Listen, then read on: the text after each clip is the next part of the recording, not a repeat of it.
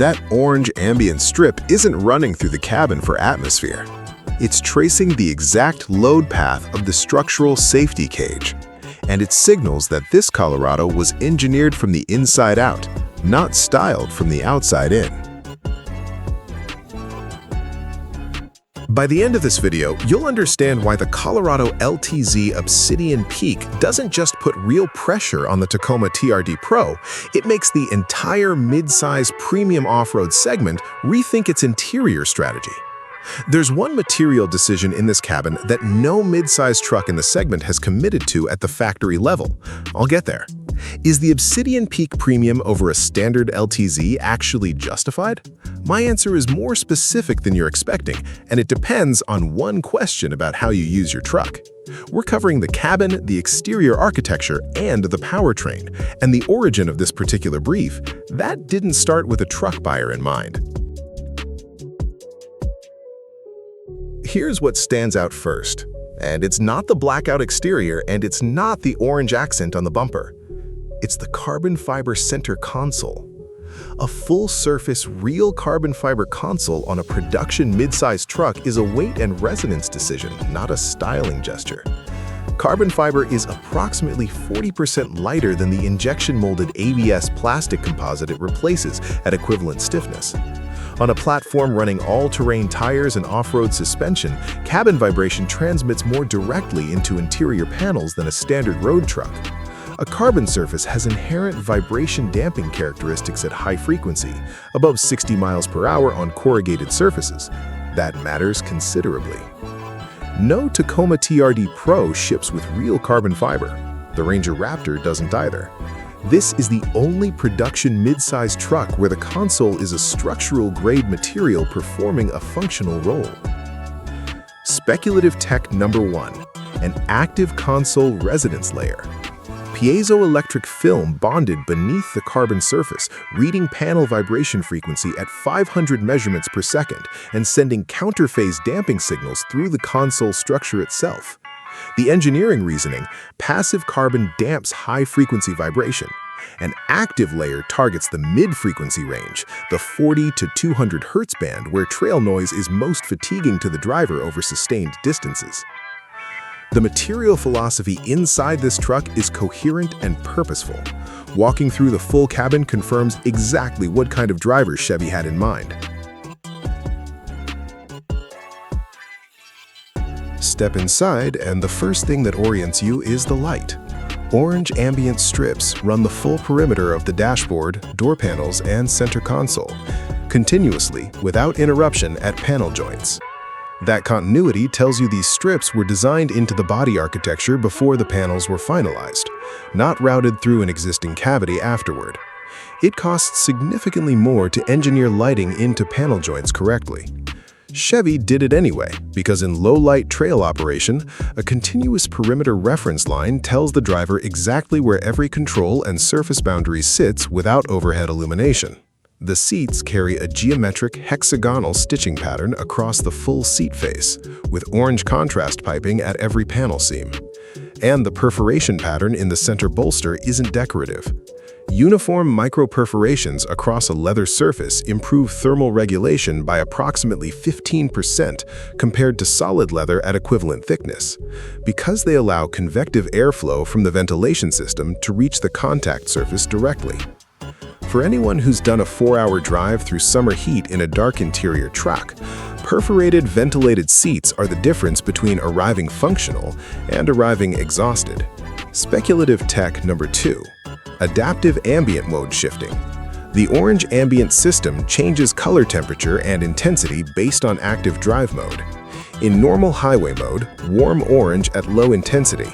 In off-road mode, the system shifts to a cooler, higher contrast amber and increases intensity by 30%, improving panel visibility under the variable lighting of outdoor trail conditions. The engineering case: ambient lighting calibrated for outdoor contrast conditions reduces the driver's cognitive load during mode transitions between road and trail.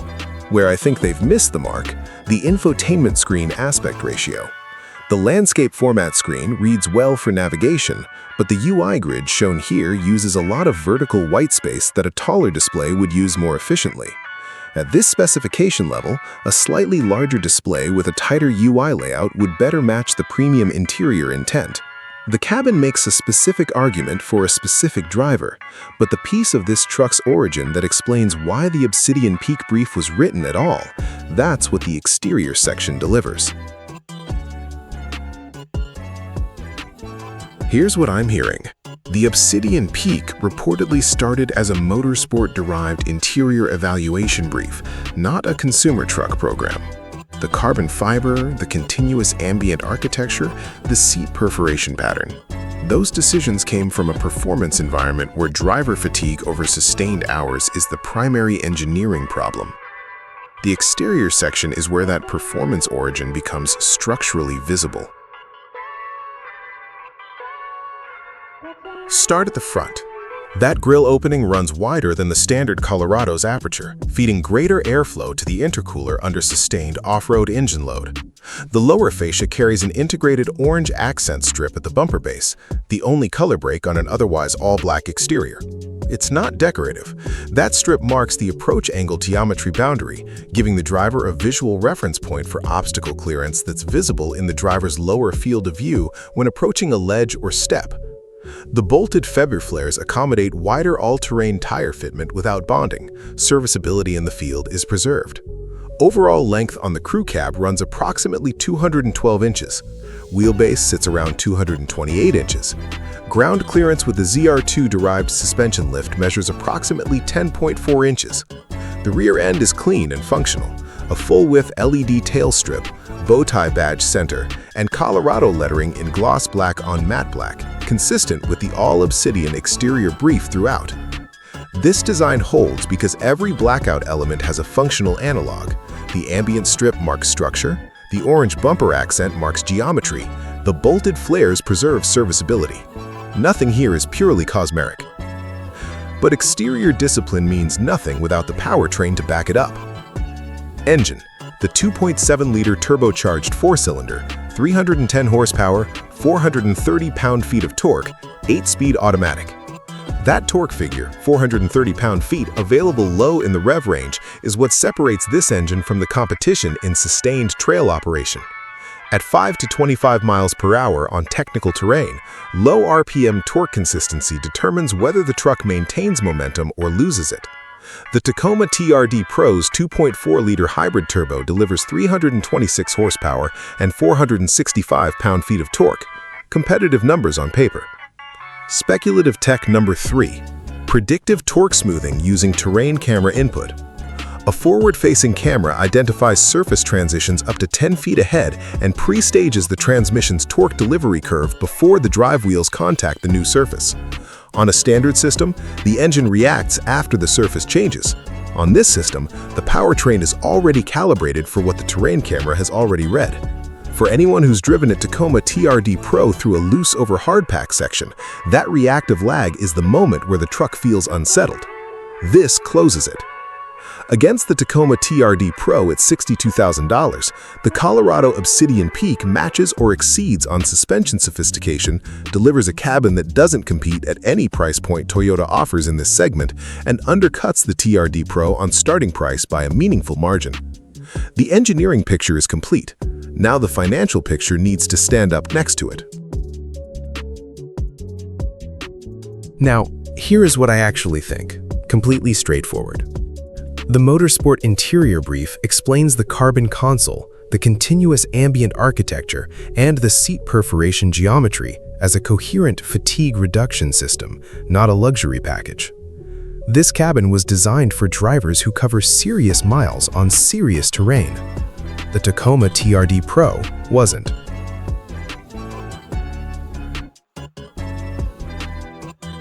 Pricing. The Colorado LTZ Obsidian Peak lands between $52,000 and $61,000 depending on configuration and options.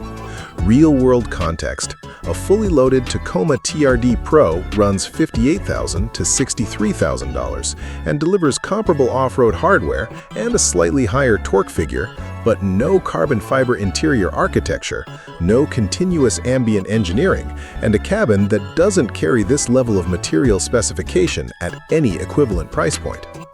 A Ranger Raptor starts at $59,000 with more peak power and Fox live valve suspension, but a smaller engine displacement and a cabin that sits clearly below this one on interior coherence. On depreciation, special specification midsize trucks with genuine interior differentiation and a distinct visual identity have held residual value better than standard trims in this segment. If you're trading in a current Colorado ZR2 or stepping up from a Trail Boss, the 5-year hold calculation on an Obsidian Peak is significantly better than a standard LTZ because the specification gap is visible and verifiable at resale. Here's the call. If you cover sustained off-road miles, want a cabin engineered to reduce driver fatigue rather than just look premium, and value factory accountability for every material decision, the Obsidian Peak is the strongest interior performance combination in the midsize segment right now. If peak towing capacity or maximum horsepower are your primary metrics, the Ranger Raptor gives you more of both for comparable money. The Obsidian Peak earns its position through material intelligence and sustained operation engineering, not through raw output numbers. At the open, I said that orange ambient strip was tracing the structural load path. Having walked the full picture, it's doing that and more. It's marking a cabin that was designed for the driver who stays out the longest, goes furthest, and comes back ready to go again. I genuinely love your perspective, especially if you've owned a Colorado ZR2 or put serious seat time on a TRD Pro on comparable terrain. Drop your experience below. If this kind of real, no-nonsense automotive analysis is what you're looking for, subscribe. I'll see you in the next one.